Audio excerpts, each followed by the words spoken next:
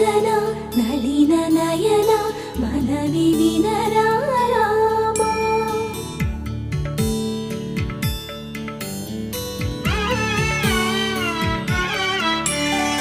రామ చక్కని సీతకి అరచేత గోరింట ఇంత చక్కని చుక్కకి ఇంకెవరు మొగుడంట.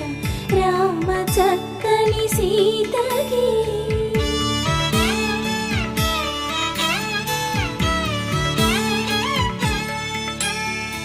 ఉడత వీపున వేలు విడిచిన పుడమియల్లుడు రాముడే.